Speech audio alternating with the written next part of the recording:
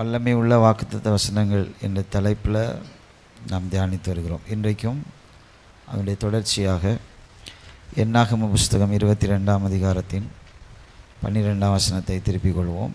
Numbers chapter 22 and verse 12. அதற்கு தேவன் பிலேயாமை நோக்கி, நீ அவர்களோட போகவும் வேண்டாம், அந்த ஜனங்களை சபிக்கவும் வேண்டாம், அவர்கள் ஆசீர்வதிக்கப்பட்டவர்கள் என்றார். அல்லேலூயா. வேதத்துள்ள அநேக வாக்குத்தத்தங்கள், majority, most of the promises தேவன் தீர்க்கதரிசிகள் மூலமாக பேசுகிறதை நாம் பார்ப்போம். ஜனங்களுக்கு தேவன் தீர்க்கதரிசிகள் மூலமாக சொல்லுவதை நாம் பார்க்க முடியும். ஆனால் இந்த தீர்க்க தரிசனம் ஒருவனோடு கூட கர்த்தர் தம்முடைய ஜனங்களை குறித்து பேசுகிற வார்த்தை. ஆமென், அல்லேலூயா. அந்த ஒருவன் யார்? பிலேயாம். தேவன் பிலேயாமின் மூலமாக இஸ்ரவேலை எப்படி ஆசீர்வதிக்கிறார் என்பதை நாம் பார்க்க முடியும். இந்த வசனங்கள், இந்த அதிகாரங்கள் மிக அருமையான ஒரு வாக்குத்தத்தம். கர்த்தர் ஆசீர்வதித்த ஒருவனை ஒருவராலும் சபிக்க முடியாது என்பதை கர்த்தர் விளக்கி காண்பிக்கிற ஒரு அழகான பகுதியாக நாம் வேதத்தில் இதை பார்க்க முடியும். இங்கே பிலேயாமை கொண்டு இஸ்ரவேல் ஜனங்களை சபிக்கும்படி பாலாக் பிலேயாமுக்கு கூலி பொருத்துகிறான். அவனை விலைக்கு பேசுகிறான். அவன் ஃபஸ்ட்டு என்னால் இந்த ஜனங்களை சபிக்க முடியாது என்று சொன்னாலும் பிற்பாடு அவன் போக மனதுள்ளவனாக இருந்தபடியினால் ஆண்டவர் சொல்லுகிறார், நீ போ, ஆனால் நான் பேசுகிறதை, நான் சொல்லுகிறதை நீ என்ன பண்ணணும்? பேசணும் அப்படின்னு சொல்லி ஆண்டவர் சொல்லுகிறதை நாம் பார்க்கிறோம். ஹல்லேலூயா. இந்த சம்பவங்கள் மூலமாக கர்த்தர் ஆபிரகாமுக்கு சொன்ன வாக்குத்தத்தத்தினுடைய நிறைவேற்றத்தை நமக்கு காண்பிக்கிறார். 12ஆம் அதிகாரத்தின் 2ஆம் 3ஆம் வசனத்தை வாசிங்கள். ஆதியாகமம் Genesis 12 verse 2 and 3. நான் உன்னை பெரிய ஜாதியாக்கி உன்னை ஆசீர்வதித்து உன் பெயரை பெருமைப்படுத்துவேன். நீ ஆசீர்வாதமாய் இருப்பாய். உன்னை ஆசீர்வதிக்கிறவர்களை ஆசீர்வதிப்பேன், உன்னை சபிக்கிறவனை சபிப்பேன். ஆமென், ஹல்லேலூயா. இந்த வசனத்தினுடைய ஒரு நிறைவேற்றமாக நாம் இந்த என்னாகம புஸ்தகம் 22ஆம் அதிகாரத்திலிருந்து 24ஆம் அதிகாரம் வரைக்கும் உள்ள வசனங்களை நாம் பார்க்க முடியும். ஆமென், ஹல்லேலூயா. ஆண்டவர் நம்மை ஆசீர்வதித்திருக்கிறார். அந்த ஆசீர்வாதத்தை ஒருவராலும் சாபமாக மாற்றவே முடியாது. ஆமென். இதை புதிய ஏற்பாட்டிலும் நாம் பார்க்க முடியும், பழைய ஏற்பாட்டிலும் நம்ம பார்க்க முடியும். ஏன் அவர் நம்மை ஆசீர்வதித்தார் அப்படின்னு சொன்னால், அவர் நம்மை ஆசீர்வதிக்கிறதுக்காகவே இருக்கிறார், அதனால் நம்மை ஆசீர்வதித்தார். கடவுள் அப்படின்னாலே ஆசீர்வதிக்கிறவர். அவர் நம்மை ஆசீர்வதிக்கிறதுக்காக தான் இருக்கிறார், அதனால் நம்ம ஆசீர்வதித்தார் அப்படின்னா இல்லை. உபாகமம் 23:5 ஏன் அவர் நம்மை ஆசீர்வதித்தார் என்று சொல்லப்பட்டிருக்கிறது. உன் தேவனாகிய கர்த்தர் பிலேயாமுக்கு செவி கொடுக்க சித்தமில்லாமல் உன் தேவனாகிய கர்த்தர் உன்மேல் அன்பு கூர்ந்தபடியினால் உன் தேவனாகிய கர்த்தர் அந்த சாபத்தை உனக்கு ஆசீர்வாதமாக மாற்ற. ஆமென், ஹல்லேலூயா. அவர் சொன்னதை செய்வதற்காக மாத்திரமல்ல, அவர் ஆசீர்வதிக்கிற தேவன், அதனால் நம்மளை ஆசீர்வதிக்கல, அவர் நம்மேல் அன்பு கூர்ந்தார். Hallelujah. Is a God one who loved us. அவர் நம்மை நேசிக்கிற தேவன். ஆகவே நம்மை நேசித்து அவர் நம்மை ஆசீர்வதித்திருக்கிறார். ஆமென், ஹல்லேலூயா. அவர் இஸ்ரவேலின் மேல் பிரியமாக இருக்கிறபடினால் அவர் நம்மை ஆசீர்வதித்தார். அவர் ஆசீர்வாதத்தின் தேவன்தான். ஆனால் இஸ்ரவேலை ஆசீர்வதிக்கும் போது அவர் ஆசீர்வாதமான தேவன் என்பதனால் ஆசீர்வதிக்கல, அவர் இஸ்ரவேலாகிய நம்மை நேசித்தபடியினால் அவர் நம்மை ஆசீர்வதித்திருக்கிறார். அல்லேலூயா. நம்முடைய ஆசீர்வாதங்கள் எல்லாம் அவர் நம்மேல் வைத்த நேசத்தை விளங்க பண்ணுகிறது. அதனால தான் நாம் சில நேரங்களில் புத்தீனமாய் தேவனிடத்தில் ஆசீர்வாதங்களை கேட்கும்போது, ஆசீர்வாதங்களை புத்தீனமாய் பெற்றுக்கொள்ள முயற்சிக்கும் போது கர்த்தர் அதை நமக்கு தருவதே இல்லை. ஏனென்றால் அவர் நம்மை நேசிக்கிறபடியினால் நம்முடைய சித்தத்தின்படி அவர் நம்மை ஆசீர்வதிக்கிறவர் அல்ல, அவர் நம்மேல் வைத்திருக்கிற பிரியத்தின்படி நம்மை ஆசீர்வதிக்கிற தேவன். ஒருவனை தேவன் நேசித்து ஆசீர்வதிக்கும் போது அவனுக்கு 5 விதமான ஆசீர்வாதங்களை தருகிறார் என்பதை தேவன் எப்படி பிழையாமை கொண்டு இஸ்ரவேலை ஆசீர்வதிக்கிறார், சபிக்க வந்தவனை கொண்டு எப்படி அவனை ஆசீர்வதிக்கிறார் என்பதை நாம் பார்க்க போகிறோம். 22ஆம் 23ஆம் வசனம் பாருங்கள். அவன் போகிறதுனாலே தேவனுக்கு கோபம் உண்டது. கர்த்தருடைய தூதனானவர் வழியிலே அவனுக்கு எதிராளியாக நின்றார். அவன் தன் கழுதையின் மேல் ஏறி போனான். அவன் வேலைக்காரர் 2 பேரும் அவனோடே இருந்தார்கள். 23ஆம் வசனம். கர்த்தருடைய தூதனானவர் உருவின பட்டயத்தை தம்முடைய கையில் பிடித்து கொண்டு வழியிலே நிற்கிறதை கழுதை கண்டு வழியை விட்டு வயலில் விலகி போயிற்று.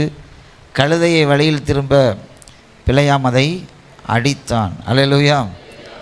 இப்போ முதலாவது ஆண்டவர் நமக்கு தம்முடைய தூதர்களை கொண்டு ஊழியம் செய்கிறார். ஆமென். அல்லேலூயா. முதலாவது தேவன் ஒருவனை பிரியமாக ஆசீர்வதித்திருந்தார் அப்படின்னு சொன்னால், அநேக நேரம் நம்முடைய கண்ணுக்கு தெரியாத தூதர்களை கொண்டு கர்த்தர் நம்மை பாதுகாக்கிறார், நம்மை ப்ரொடெக்ட் பண்ணுகிறார், நம்மை அவர் பாதுகாக்கிறார். அல்லேலூயா. த ஏஞ்சலிக் மினிஸ்ட்ரி, தூதர்களுடைய ஊழியம் நம்ம ஒவ்வொரு விசுவாசிகளுடைய வாழ்க்கையிலும் ரொம்ப முக்கியமான காரியம். ஒருவனை தேவன் பிரியமாய் ஆசீர்வதித்திருப்பார் அப்படின்னு சொன்னால், அவர்கள் வழிகளில் எல்லாம் அவர்களை தாங்கும்படிக்கு அவர்களுடைய தூதர்களுக்கு என்ன பண்ணுறாராம், கட்டளையிடுகிறார். அல்லேலூயா. அநேக நேரத்தில் நம்ம நினைக்கிறோம் நம்ம சாமர்த்தியமாக இதை செஞ்சிட்டோம், சாமர்த்தியமாக இதிலேருந்து தப்பிச்சிட்டோம், சாமர்த்தியமாக இந்த காரியத்தை கடந்துட்டோம் அப்படின்னு சொல்லி நம்ம சில நேரத்தில் நம்ம நினைக்கிறோம். மாறாக நம்ம ஒரு காரியத்தை ஜெயிக்கிறோம், ஒரு காரியத்திலேருந்து தப்பித்துட்டோம், பொல்லாதவன்கிட்டருந்து தப்பிச்சிட்டோம், பொல்லாத மனுஷர்களேருந்து கையிலேருந்து கர்த்தர் நம்மை காப்பாற்றிருக்கிறார் அப்படின்னு சொன்னால், நமக்கு தெரியாமல் கர்த்தர் தம்முடைய தூதர்களுக்கு அவர் கட்டளை எடுக்குது. எதை காண்பிக்குது அப்படின்னு சொன்னால், 24/7 நம்மேல் அவர் கரிசனை உள்ளவராய் இருக்கிறார். அல்லேலூயா. அதனால தான் சில நேரத்தில் நம்ம சில காரியங்களில் சிக்கிக்கொள்ளும்போது நம்ம உபவாசித்து ஆண்டவர்கிட்ட கேட்கணும், நீங்கள் என்னை காக்காததுக்கு காரணம் என்ன ஆண்டவரே? இந்த சூழ்நிலையில் என்னை நீங்கள் ப்ரொடெக்ட் பண்ணாமல், என்னை பாதுகாக்காமல் நீங்கள் போனதுக்கு காரணம் என்ன? இவ்வளோ பெரிய காரியத்தில் நான் ஏமாந்துருக்கேன், நீங்கள் என்னை காக்காமல், என் இருதயத்தில் நீங்கள் பேசாமல், தூதர்களை கொண்டு இதை வழிமறித்து போடாமல் நீர் என்னை அப்படியே விட்டதனுடைய காரணம் என்ன என்று சொல்லி we have to evaluate ourselves when we stand in the failures, when we doesn't know that God is our protector. ஏன்னா வசனம் சொல்கிறது, துன்மார்க்கன் தன் வழியிலே போய் என்ன பண்ணுறானா, அதில் விழுந்து போகிறான். அல்லேலூயா. நீதிமானுக்கு கர்த்தர் அவனுடைய பாதைகளை பட்ட பகலை போல் என்ன பண்ணுறாராம், வெளிச்சமாக்குகிறார். அல்லேலூயா.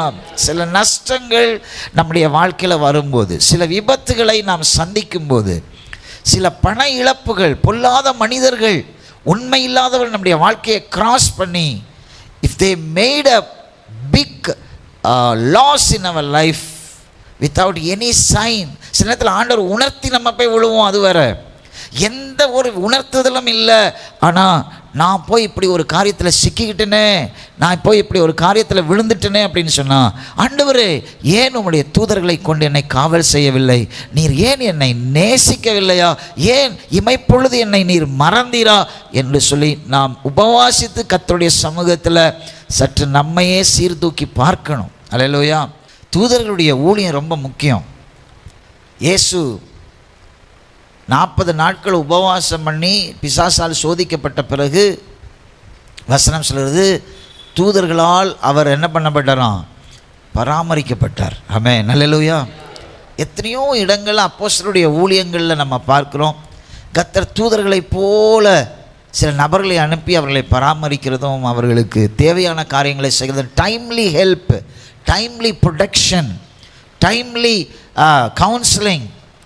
நமக்குன்னு ஒரு தூதனை கர்த்தர் வைத்திருக்கிறார். ஏன்னா வேதம் சொல்கிறது, தூதர்களை கொண்டு நம்ம என்ன பண்ணுறோம், காவல் செய்கிறோம். நம்முடைய தூதர்கள் நம்மை போலவே இருப்பார்கள் என்று சில வேத பண்டிதர்கள் சொல்கிறாங்க. நான் பார்த்ததில்லை, நல்ல அனுபவமிக்க ஊழியர்கள் சொல்கிறாங்க, நம்முடைய தூதர்கள் நம்மை போலவே இருப்பார்கள். நல்ல கவனிங்க.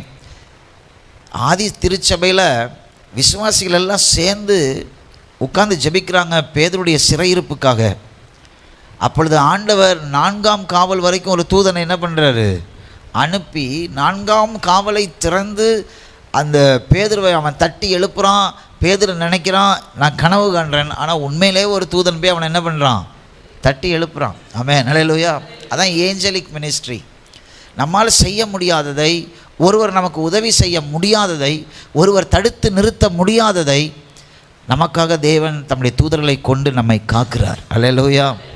அதனால தான் பிசாசு இயேசுக்கிட்ட போய் சொல்கிறான், அந்த ரகசியம் தெரிஞ்சதுனால தான் இயேசுக்கிட்ட போய் சொல்கிறான், இயேசுவே நீர் இந்த தேவாலயத்தின் உப்பருகிலேருந்து கீழே குதியும், உங்களுடைய தூதர்கள் வந்து உண்மை என்ன பண்ணுவாங்க, தாங்குவாங்க, உங்களுடைய பாதம் கல்லில் இடராதபடிக்கு அவர்கள் உண்மை தாங்குவார்கள். பிசாசுக்கு தெரிஞ்சிருக்கு இந்த ரகசியம், அநேக நேரத்தில் நமக்கு தெரிய மாட்டேங்குது. தூதர்களுடைய ஊழியம் நடக்குதா நம்முடைய வாழ்க்கையில்? தூதர்கள் நம்மை தாங்குகிறார்களா? இப்படி ஒன்று நடக்கவே இல்லைன்னு சொன்னால் என் தேவன் என்னை மறந்துட்டாரோ அப்படின்ற ஒரு பயம் நமக்குள்ளே வரணும். அதுதான் கர்த்தருக்கு பயப்படுகிற பயம். ஆமென், ஹல்லேலூயா.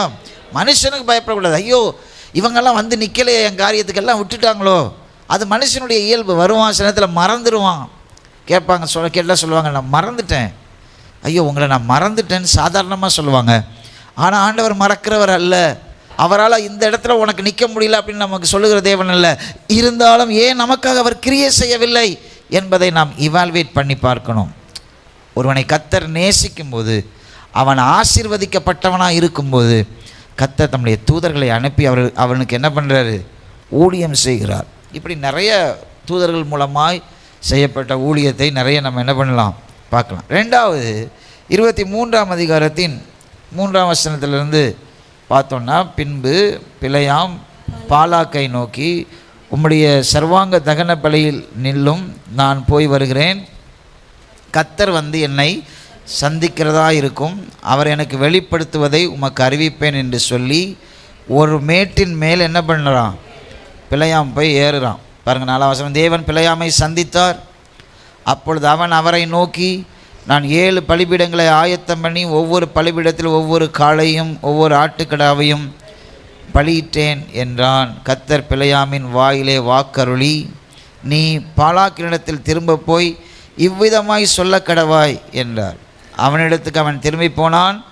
பாலாக் மோவாபுடைய சகல பிரபுக்களோடு கூட தன் சர்வாங்க தகனப்பலி அண்டையிலே நின்று கொண்டிருந்தான். 7ஆம் வசனம். அப்பொழுது அவன் தன் வாக்கியத்தை எடுத்துரைத்து, மோவாபின் ராஜாவாகிய பாலாக் என்னை கிழக்கு மலைகளில் உள்ள ஆராமில் இருந்து வரவழைத்து, நீ வந்து எனக்காக யாக்கோபை சபிக்க வேண்டும், நீ வந்து இஸ்ரவேலை வெறுத்து விட வேண்டும் என்று சொன்னான். 8ஆம் வசனம் சொல்கிறான் பாருங்க, தேவன் சபிக்காதவனை நான் சபிப்பது எப்படி, கர்த்தர் வெறுக்காதவனை நான் வெறுப்பது எப்படி. 16ஆம் வசனம் பாருங்கள். கர்த்தர் பிலேயாமை சந்தித்து அவன் வாயில் வசனத்தை அருளி, நீ பாலாகனிடத்தில் திரும்ப போய் இவ்விதமாய் சொல்ல கடவாய் என்றார். ஹல்லேலூயா. இங்கே ஒரு அழகான காரியத்தை நான் உங்களுக்கு சொல்லிக் கொடுக்குறேன். ஒருவனை கர்த்தர் நேசிக்கும் போது, ஒருவனை கர்த்தர் அவன் மேல் ஆசீர்வாதத்தை வச்சிருக்கிறார் அப்படின்னா, எல்லா இடத்துலையும் அவனுக்காக அவர் அட்வொகேட்டாக நிற்பார், வழக்கறிஞராய் கர்த்தர் நிற்பார். ஹல்லேலூயா. யோவான் ஆண்டவர் சொல்கிறார், இயேசு சொல்கிறார், நான் போகிறேன்னு உங்களுக்கு ஒரு, அந்த தேற்றரவாளன் என்ற பதத்தை ஒரு மொழிபெயர்ப்பில் எப்படி பார்க்குறோம் அப்படி சொன்னால், அட்வொகேட்.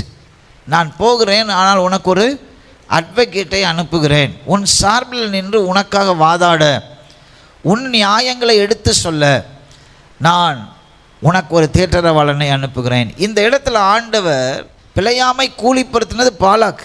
ஆனால் தேவன் பிலேயாம் மூலமாக தன்னை அட்வொகேட்டாக இஸ்ரவேல் ஜனங்களுக்கு காண்பிக்கிறார். அல்லேலூயா. நம்ம ஊரில் இந்த அட்வொகேட்டுடைய மதிப்பு நிறைய பேருக்கு தெரியாது. ஏன்னா அட்வொகேட்டு போலீஸில் நம்மளை பொறுத்தவங்களும் யார், அவங்க கிட்டலாம் நம்ம போகவே கூடாது, அவங்கலாம் துஷ்ட மிருகம் அப்படின்ற மாதிரி நம்ம என்ன பண்ணுவோம், பார்ப்போம். ஆனால் மேலை நாடுகளில் போனீங்க அப்படின்னு சொன்னால் எல்லாருக்கும் கண்டிப்பாக ஒரு குடும்ப டாக்டர் இருப்பார், ஒரு குடும்ப அட்வொகேட் இருப்பாங்களாம். ஆமென், அல்லேலூயா. அதை யார் எப்படிப்பட்ட அட்வொகேட்டாக அவங்க வச்சுருக்காங்க அப்படின்றது அவங்களுடைய பணத்தை பொறுத்தளவுக்கு, பணத்தை பொறுத்தது. நம்முடைய ஆண்டவர் நமக்கு அட்வொகேட்டாக இருக்கிறார். அது பெருமைக்குரிய காரியம். ஆமென், அல்லேலூயா. ஆண்டவர் போய் எப்படி வாதாடுறாரு பாருங்க. பாலாக்ட பிழையாம் சொல்கிறான், நான் சொல்கிற இடத்துல நீ ஒரு பலிபீடத்தை பண்ணு, நான் அங்கே வந்து நின்று இஸ்ரவேல் ஜனங்களை இந்த யாக்கோபை சபிக்க முடியுமான்னு பார்க்குறேன் அப்படின்னு சொல்லி. எந்த இடத்துலலாம் அவன் போய் பலிபீடத்தை உண்டாக்குறானோ அங்கெல்லாம் அவன் வாய் மூலமாக கர்த்தர் பேசுகிறார். என்ன பேசுகிறார்? தேவன் சபிக்காதவர்களை நான் எப்படி சபிப்பேன்? நீங்கள் கர்த்தரால் ஆசீர்வாதத்தை சுமக்கிறவர்கள் என்றால், உங்களுக்குள்ள வாக்கு தத்தம் இருக்கிறது என்றால், கர்த்தர் உங்கள் நீதி நியாயத்தை நடப்பிக்கிறதற்கு அவர் உங்கள் கூட இருப்பார். சில காரியங்களில் நம்ம மனுஷனுக்கு முன்னாடி நின்று பேச முடியாது. அவர்கள் கெச்சிக்கிற சிங்கம் போல இருப்பார்கள், வெளியே பார்க்குறதுக்கு நல்லவங்க போல இருப்பாங்க. ஆனால் அவங்க பேச ஆரம்பித்தாங்கன்னா அவங்க வாய் பிசாசுடைய வார்த்தையினால் நிரம்பி இருக்கும். சொற்களின் பருக்கைகள் அவர்கள் வாய்களுக்குள்ளாக நிரம்பி இருக்கும். அவங்க வார்த்தை அள்ளி வீசினாங்க அப்படின்னு சொன்னால் அந்த வார்த்தைகள் எல்லாம் ஒவ்வொன்றும் ஒவ்வொரு புல்லட் மாதிரி இருக்கும். இவைகளுக்கெல்லாம் நம்மளை காப்பாற்றுகிறவர் யாருன்னு சொன்னால் நம்முடைய கர்த்தராகிய தேவன். ஏனென்றால் அவர் நம்மை நேசிக்கிறார், நம்ம மேலே ஆசீர்வாதத்தை அவர் வைத்திருக்கிறார். அல்லேலூயா. கர்த்தர் வழக்காடுகிற தேவனாக இருக்கிறார். கர்த்தர் யாரை ஆசீர்வதித்திருக்கிறாரோ, யாரு கூட இருக்கிறாரோ, யாரை அவர் நேசிக்கிறாரோ அவர்களுக்காக தூதர்களை அனுப்புகிறார். அவர்களுக்காக அவர் வழக்காடுகிற தேவனாக இருக்கிறார். அல்லேலூயா. வழக்கறிஞர் என்ன தெரியுமா பண்ணுவார்? எடுத்த உடனே பேச மாட்டார். அவர் உங்களை கொஞ்சம் கொஞ்சமாக அண்டர்ஸ்டாண்ட் பண்ணுவார். ஆமென். எதிரியை அண்டர்ஸ்டாண்ட் பண்ணுவார். அவன் என்ன பேசுகிறான். அந்த வழக்கறிஞர்களை நம்மளே கோர்ட்டில் பேசலாம். ஆனால் நம்ம ஏன் வழக்கறிஞரை வைக்கிறோம்? அவருக்கு தான் நமக்கு எதிராக நின்று போராடுறவங்க பார்த்தீங்களா, அவங்களுடைய ஆட்டிடியூட், அவங்க என்ன சிந்தையோடு நம்ம மேல் வழக்கு தொடர்ந்து இருக்கிறார்கள், அவர்கள் எவ்விதமாக இதை நடத்தி செல்ல விரும்புகிறார்கள் என்பதற்காக அவர் விசேஷமாய் பயிற்சி பெற்றிருக்கிறார். அல்லேலூயா. அவருக்கு தான் தெரியும் இவங்க என்ன காரியத்துக்காக போராடுறாங்க, அந்த காரியத்தை எப்படி முறியடிக்கிறது, அதற்கு எதிராக நம்முடைய சாட்சி எப்படி வைக்கிறது என்பதை அவருக்கு தான் தெரியும். சில நேரத்தில் நமக்கு நாமே போராடிக்கிட்டு இருப்போம். அதெல்லாம் இஸ்ரவேல் ஜனங்களை பார்த்து ஆண்டவர் சொல்கிறார், allow me to advocate your problems. நீ சும்மா இரு, நான் உனக்காக யுத்தம் பண்ணுகிறேன். அல்லேலூயா. உனக்காக நான் வழக்காடுகிறேன், உன் சார்பில் நின்று நான் பேசுகிறேன். சில நேரத்தில் நீ தெரியாமல் பேசுகிற, சில நேரத்தில் உனக்கு என்ன பேசுகிறோன்னு தெரியல, என்ன பேசுகிறோன்னு தெரியாமலே அநேக காரியங்களை நீ இழந்து போனாய். ஆண்டவர் நம்முடைய அட்வொகேட்டாக இருக்கிறாருன்னா நம்முடைய வாயிலிருந்து ஆண்டவர் பேசுவார். அப்போஸ்தலர்களுக்கு ஆண்டவர் சொல்கிறாரு, உங்களை கொண்டு போய் நியாயாசனத்தில் முன்னாடி நிறுத்துவாங்க, அதிகாரிகள்லாம் உங்கள்கிட்ட கேள்வி கேட்பாங்க. உங்களுக்கு கிடுக்குப்பிடி கேள்வி கேட்கும்போது சில நேரத்தில் உங்களுக்கு பதிலே தெரியாது. நீங்கள் உட்காந்து முன்னாடியே எல்லாத்தையும் பரட்டி எல்லாத்தையும் எழுதி வச்சுட்டுலாம் போகாதுங்க. நீ போய் நில்லு. அந்த நேரத்தில் உன் வாயிலிருந்து நான் உனக்கு அட்வொகேட்டாக பேசுவேன். கர்த்தர் நம்முடைய பட்சத்தில் நிற்கிறார், யார் நமக்கு எதிர்த்து நிற்க முடியும்? He will become our advocate. அவர் நமக்காக நின்று வழக்கறிஞராய் நின்று வாதாடுவார். நீங்கள் நிறையா பேசக்கூடாது, நீ சும்மா இரு, நான் உனக்காக என்ன பண்ணுறேன்? யுத்தம் பண்ணுறேன். ஹல்லேலூயா. மூன்றாவதாக, கர்த்தர் நேசிக்கிறவனை, கர்த்தர் ஒருவனை ஆசீர்வதித்திருக்கிறார்னா அவனுக்காக அவர் என்ன செய்கிறார்? அதே 23ஆம் அதிகாரத்தின் 20ஆம் 21ஆம் வசனத்தை வாசிக்கிறேன் பாருங்கள். இதோ ஆசீர்வதிக்க கட்டளை பெற்றேன், அவர் ஆசீர்வதிக்கிறார், அதை நான் திருப்ப கூடாது. அவர் யாக்கோபிலே அக்கிரமத்தை காண்கிறதும் இல்லை, இஸ்ரவேலிலே குற்றம் பார்க்கிறதும் இல்லை. அவருடைய தேவனாகிய கர்த்தர் அவர்களோட கூட இருக்கிறார். ராஜாவின் ஜெய கம்பீரம் அவர்களுக்குள்ளே இருக்கிறது. He becomes a judge. நியாயாதிபதியாய் கர்த்தர் மாறுகிறார். நீதிபதி எதற்கீழாக தீர்ப்பு சொல்லுவாங்க? தங்கள் கையில் எவ்வளவு ஆதாரம் இருக்கிறதோ, அது யாருடைய பக்கம் ஸ்ட்ராங்கான ஆதாரம் இருக்கிறதோ அதை தான் என்ன பண்ணுவார்? இரண்டாவது அவர் எதை பார்ப்பார் அப்படின்னு சொன்னால், சட்டம் என்ன சொல்லுகிறது. ஆமென். அல்லேலூயா. ஆனால் நம்முடைய நியாயாதிபதி, நம்முடைய நீதிபதி என்ன செய்கிறாரு தெரியுமா? அவருடைய பிள்ளைகள் மேலே கரை இருந்தாலும் அதை துடைத்து விட்டு அவர்களை நீதிமானாக கர்த்தர் மாற்றுகிறார். அல்லேலூயா. சொல்லாதுங்க, அவங்க என்ன செஞ்சுட்டான் போல இருக்குது, இவன் என்னமோ செஞ்சுட்டான் போல இருக்குது. ஓகே, செஞ்சுட்டானா இருக்கட்டும், செய்கிறவன் செஞ்சுக்கிட்டே இருக்கட்டும், அவைகள் ஒன்றும் உங்களை சேதப்படுத்த மாட்டாது என்பது உங்கள் ஜட்ஜு உங்களுக்கு சொல்லியிருக்க தீர்ப்பு. அல்லேலூயா. பிள்ளையாம் சொல்கிறான், ஆசீர்வதிக்க அவர் ஆசீர்வதிச்சிருக்காரு, நான் எப்படி அவங்களை என்ன பண்ணுறது?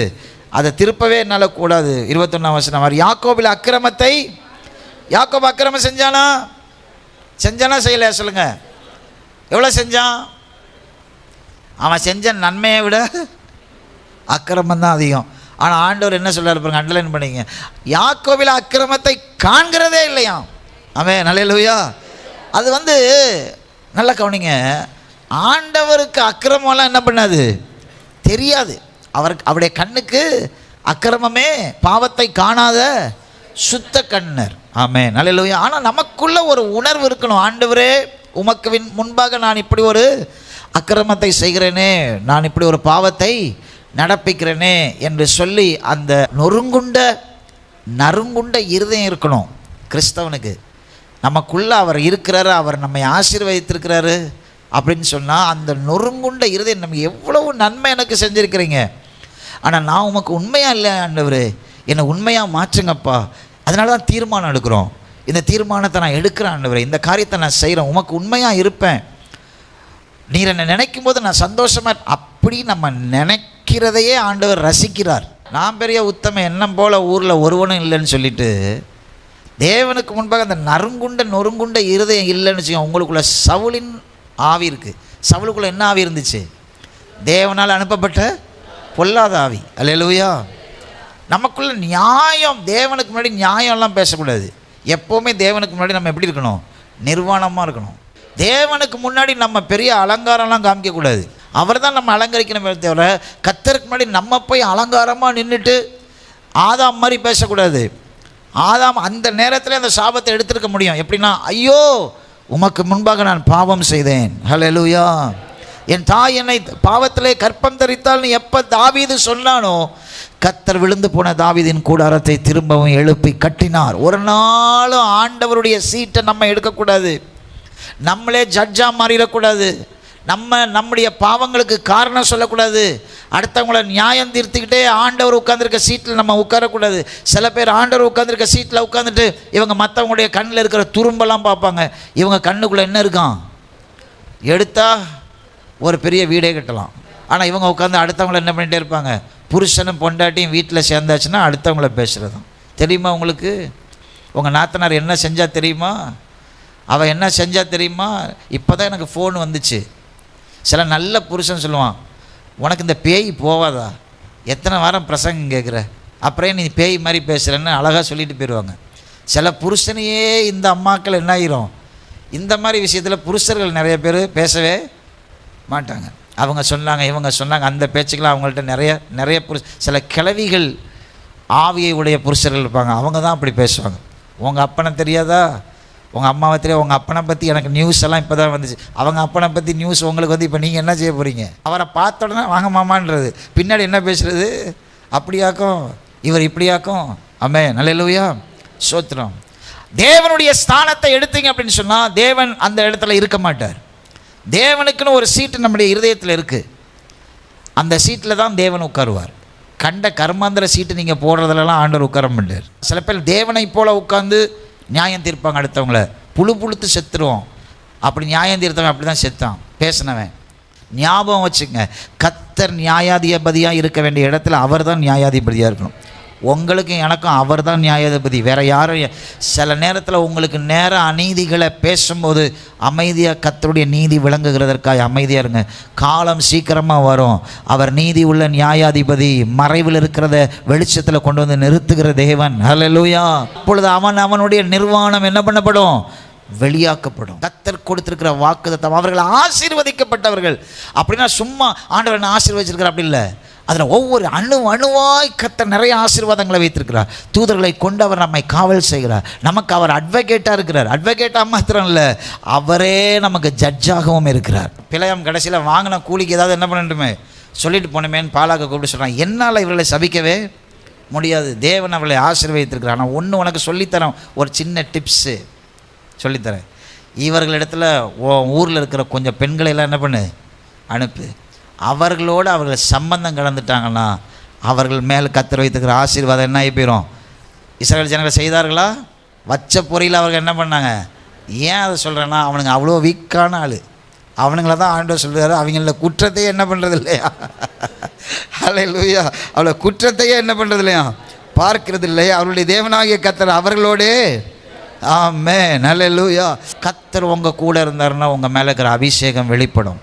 உங்கள் மேலே பேசுகிறதுக்கு பயப்படும். பின்னாடி பேசுவான், முன்னாடி பேசவே மாட்டான். ஏன்னா உங்கள் மேலே கர்த்தர் அபிஷேகத்தை வைத்திருக்கிறார். கர்த்தர் அவர்களோடே இருக்கிறார். ராஜாவின் ஜெயகம்பீரம் அவர்களுக்குள்ளே.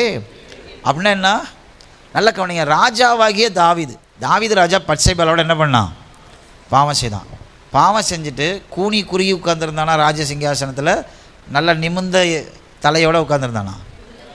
நிமிர்ந்த தலையோடு உட்காந்துருந்தான். ராஜாவின் ஜெய கம்பீரம். இப்போ எப்போ தலை குனிஞ்சான்? நாத்தான் வந்து சொன்ன பிறகு. அல்லேலூயா. இந்த ஒரு ஜெய கம்பீரம், ஒரு கில்ட்டி கான்சியஸே இல்லாமல் ராஜாவாகிய தாவீது வந்து உட்கார்ந்துருந்ததுக்கு காரணம் என்ன? அவன் ராஜா. ரொம்ப சிம்பிள். அல்லேலூயா, அல்லேலூயா. நான் உங்களுக்கு சொல்கிறேன், கர்த்தர் உங்களுக்குள்ளே உணர்த்தும் போது கீழே விழுந்து அவருடைய பாதத்தில் கண்ணீர் விட்டு உங்கள் மயிரால் அதை தொடச்சி அவர் உங்களை எழுப்பி விடுற வரைக்கும் விடாதுங்க. ஆனால் எப்போ பார்த்தாலும் சிங்காசனத்தில் குற்ற உணர்வோடு உட்காந்துருக்கிறாருங்க. அப்போ பாஸ்டர் எனக்கு இவர் உணர்த்தவே மாட்டேங்கிறாரு, ஆண்டவர் ஒன்றுமே உணர்த்த மாட்டேங்கிறார் அப்படின்னா ஆண்டவரே உனக்குள்ளே இல்லை. ஆண்டவர் இருந்தாருன்னா எந்த தப்பு செஞ்சாலும் அவரை போல் உணர்த்த யாராலையுமே கொன்றுவார். ஆமென், அல்லேலூயா. மனுஷன் நம்மளை எப்படி கொள்ளுவான்? அபராதம் போடுவான். நீங்கள் கோர்ட்டுக்கு போனீங்கன்னா நீங்கள் செஞ்ச குற்றத்துக்கு அபராதம் போடுவான். இல்லை 1 வருஷம் 2 வருஷம், அதுக்கு மேலே ஜெயிலுக்கு போகிற குற்றம்னா நம்ம யாரும் செய்ய மாட்டோம். ஆமென், அல்லேலூயா, போடுவான். ஆனால் ஆண்டவர் அப்படி செய்ய மாட்டார். நீங்கள் போய் அவருடைய பாதத்தில் உட்காருவீங்க, மன்னிப்பே கேட்க மாட்டீங்க, ஆண்டவரே மனம் கசர மாட்டீங்க. ஆனால் உட்காந்து அந்நிய பாஷை பேசிட்டே இருப்பீங்க. உங்கள் மைண்டெல்லாம் எங்கே போகும்? எங்கேயோ போயிடும்.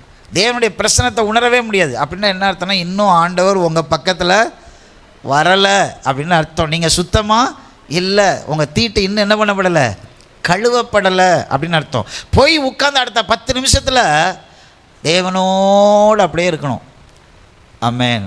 அது இருக்கிறவங்களுக்கு தான் தெரியும். அப்படியே அந்த பிரச்சனை ரூம்குள்ளே இருக்கணும். அப்படி இல்லைன்னா தண்ணியிலேருந்து தூக்கி வெளியே போட்ட மீன் மாதிரி துடிக்கணும்.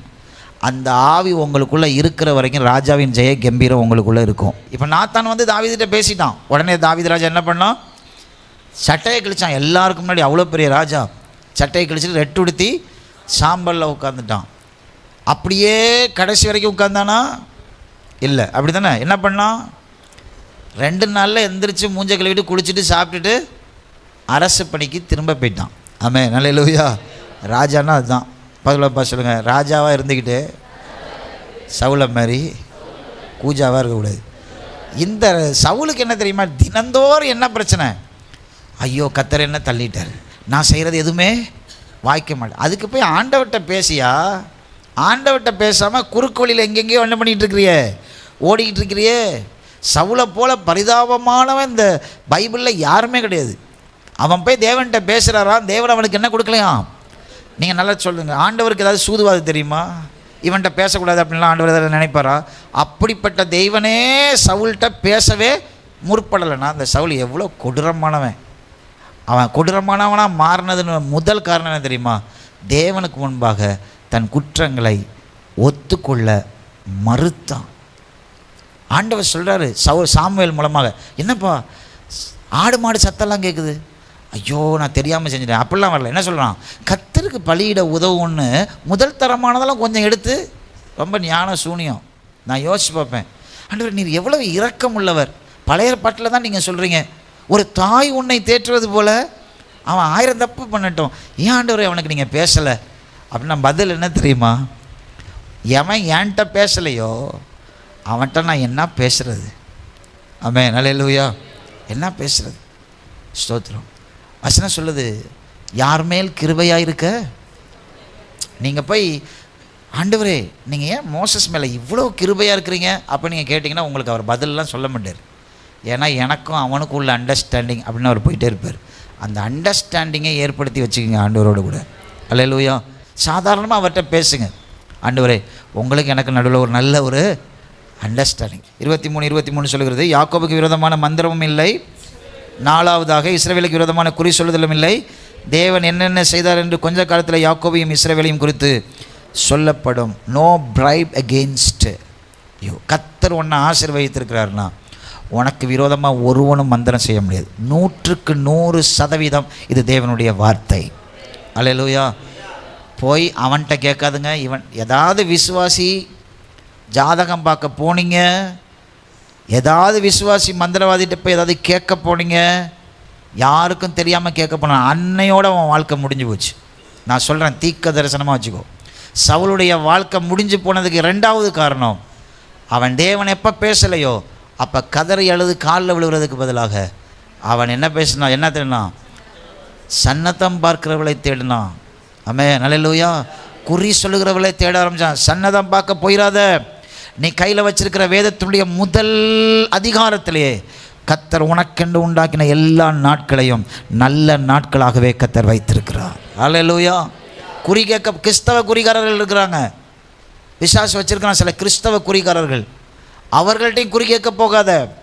ஒன்னிட்ட ஒன்று பேசணுன்னா கர்த்தர் உன்கிட்ட பேசுவார். உன்கிட்ட எப்போ பேச முடியல அப்போ சில தீர்க்கதரிசிகளை அனுப்புவார். அவர்கள் 100% கரெக்டாக உன் வாழ்க்கையில் சொல்லுவார்கள். எப்போ பார்த்தாலும் சொல்லாதுங்க, அவங்க என்னவோ செஞ்சுட்டாங்க போல இருக்குது. ஒரு பெரிய பாஸ்டர் அவர் வியாதி வந்து மரித்த போது நான் கேள்விப்பட்டேன். அவருடைய குடும்பம்லாம் சொன்னிச்சான், பாஸ்டருக்கு விரோதமாக செய்வனை செஞ்சுட்டாங்க. எனக்கு ரொம்ப துக்கமாக இருந்துச்சு. 50 வருஷ ஊழியத்தினுடைய கடைசியில் கூட ஆண்டவரை அண்டர்ஸ்டாண்ட் பண்ண முடியாத ஊழியக்காரர்கள். அல்லேலூயா. நான் உங்களுக்கு சொல்கிறேங்க, நீங்கள் என்னைக்கு ஞானஸ்தான தொட்டியில் போய் முங்கி எழுந்தீங்களோ அன்னைக்கு உங்களுக்கு விரோதமான மந்திரமும் இல்லை. நீங்கள் நீண்ட நாள் ஜெபம் பண்ணாமே இருக்கிறீங்க, பைபிள் வாசிக்காமல் இருக்கிறீங்க, தேவனே உங்கள் கூட இல்லைன்னு உங்களுக்கே நல்லா தெரியும்னா மாத்திரம்தான் எவனாவது ஏதாவது செஞ்சானா உங்களுக்குள்ளே வர முடியும். அது நீங்கள் கொடுத்த இடம். அவர் உங்களுக்கு ப்ரொடெக்ஷனாக இருப்பார்னு சொன்னால் ஒருவனும் உங்களுக்கு விரோதமாக ஒன்றும் செய்ய முடியாது. காசை வெட்டி போட்டான்னா அவனுக்கு தான் நஷ்டமே தவிர உங்களுக்கு நஷ்டம் இல்லை. உங்களுக்கு விரோதமாக ஒருத்தவன் காசை வெட்டி போடுறான், என்ன செஞ்சு போடுறான் அப்படின்னா அது அவனை தான் தாக்கும், உங்களை ஒன்றும் செய்ய முடியாது. ஆமென். அனுபவ சாட்சியிலேருந்து சொல்கிறேன், உங்களுக்கு விரோதமான ஒரு மந்திரமும் ஒரு பிள்ளி சூரியமும் ஒன்றும் செய்ய முடியாது. ஏன்னா கர்த்தருடைய ஆசீர்வாதம் உங்கள் மேலே இருக்குது. கர்த்தருடைய தூதர்கள் உங்கள் மேலே இருக்கிறாங்க. அவர் உங்களுக்கு அட்வொகேட்டாக இருக்கிறாரு, அவர் உங்களுக்கு ஜட்ஜாக இருக்கிறாரு. So no bribe can against you. கடைசியாக பாருங்கள், அவர் நம்மை அழகுபடுத்துகிறார். யாரை ஆசீர்வதித்திருக்கிறாரோ அவர்களை அழகுபடுத்துகிறார். 24ஆம் அதிகாரத்தை பாருங்கள். 24ஆம் அதிகாரத்தை திருப்பிக் கொள்ளுங்கள். 1 முதல் 5 வசனங்களை வாசிக்கும்போது, இஸ்ரவேலை ஆசீர்வதிப்பதே கர்த்தருக்கு பிரியம் என்று பிழையாம் கண்டபோது அவன் முந்தி செய்து வந்தது போலவே நிமித்தம் பார்க்க போகாமல் வனாந்திரத்துக்கு நேராக தன் முகத்தை திருப்பி தன் கண்களை ஏறெடுத்து இஸ்ரவேல் தன் கௌத்திரங்களின்படியே பாளையம் இறங்கியிருக்கிறதை பார்த்தான். தேவ ஆவி அவன் மேல் வந்தது. அப்பொழுது அவன் தன் வாக்கியத்தை எடுத்துரைத்து பேரின் குமாரனாகிய பிழையாம் சொல்கிறதாவது, கண் திறக்கப்பட்டவன் உரைக்கிறதாவது, தேவன் அருளும் வார்த்தைகளை கேட்டு சர்வ வல்லவரின் தரிசனத்தை கண்டு தாழ விழும்போது தன் திறக்கப்பட்டவன் விளம்புகிறதாவது. 5ஆம் வசனம் எவ்வளோ அழகாக இருக்கு பாருங்க, அண்டர்லைன் பண்ணுங்க. யாக்கோபே உன் கூடாரங்களும் இஸ்ரவேலே உன் வாசஸ்தலங்களும் எவ்வளவு அழகானவைகள். ஹல்லேலூயா. சபிக்க வந்தவன், அசிங்கப்படுத்த வந்தவன், அகோரப்படுத்த வந்தவன் இஸ்ரவேலின் அழகை பார்க்கிறான். ஜாதிவாதியாக உன்னை பிரித்து உனக்கு மூக்கை குத்தி நீ இந்த ஜாதியை சார்ந்தவன் உன் மேலே ஒரு அடையாளத்தை ஒரு யுகத்திற்கு முன்பாகவே மனிதன் போட்டுட்டான். இந்த இயேசு எப்போ உன் வாழ்க்கையில் வந்தாலோ அப்போவே அதெல்லாம் அழிச்சிட்டாரு. நீ அடிமை இல்லை, நீ சுதந்திரவாளி. அல்லேலூயா. பிசாசு கொல்லவும் அழிக்கவும் திருடவும் வருகிறான். ஆனால் நானும் அவைகளுக்கு ஜீவன், பியூட்டிஃபிகேஷன். அவர் God is making us beauty. அவர் நம்மை அழகுபடுத்துகிறார். ஏன்னா நம்மளுடைய மணவாட்டி எப்போ என்னவா இருக்கணும்னு அவர் நினைப்பார், அழகாக இருக்கணும். ஹல்லேலூயா. சபிக்க வந்தவன் கண்ணை கீழே விழுந்து எழும்புறான், கண்ணை கர்த்தர் திறக்கிறாரு. கண்ணை திறந்து பார்த்தா அவன் சொல்கிற முதல் வார்த்தை என்னவா? யாக்கோபே உன் கூடாரங்களும் இஸ்ரவேலே. எத்தனை வருஷமாக வனாந்தரத்தில் நடக்கிறான். அவனுடைய உடை எப்போ மாற்றினது? எகிப்துலேருந்து வரும்போது மாற்றினது. ஆனால் பிழையாமின் கண்ணுக்கு அது என்னவா தெரியுது? அழகாக தெரியுது. அல்லேலூயா. அழகு நீங்கள் வச்சுருக்கிற காரில் இல்லை, அழகு நீங்கள் வச்சுருக்கிற வீட்டில் இல்லை, அழகு நீங்கள் வச்சுருக்கிற பணத்தில் இல்லை.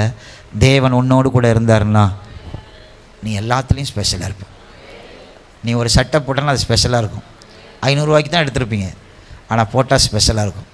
நீங்கள் எதை செஞ்சாலும் கர்த்தர் உங்கள் மேலே ஒரு ஸ்பெஷல் வச்சுருப்பேன். உங்கள் மேலே ஒரு அட்ராக்ஷன் இருக்கும், உங்கள் மேலே ஒரு பவர் இருக்கும், உங்கள் மேலே ஒரு மெஸ்மரைசிங் ஸ்பிரிட் இருக்கும். நீங்கள் எல்லாராலும் விரும்பப்படுவீங்க. சில பேர் உங்களுக்கு பிடிக்காதுன்னா பொறாமை. என்ன தெரியுமா? உங்களை எல்லாருக்கும் பிடிக்குதுன்றதுக்காக சில பேருக்கு என்ன பண்ணாது, பிடிக்காது. நீங்கள் அழகானவளாக இருப்பீங்க. இது வாக்கு தத்துவம். அவள் ஆசீர்வதிக்கப்பட்டவர்கள் என்பதற்குள்ளாக இருக்கிற ஆசீர்வாதம்.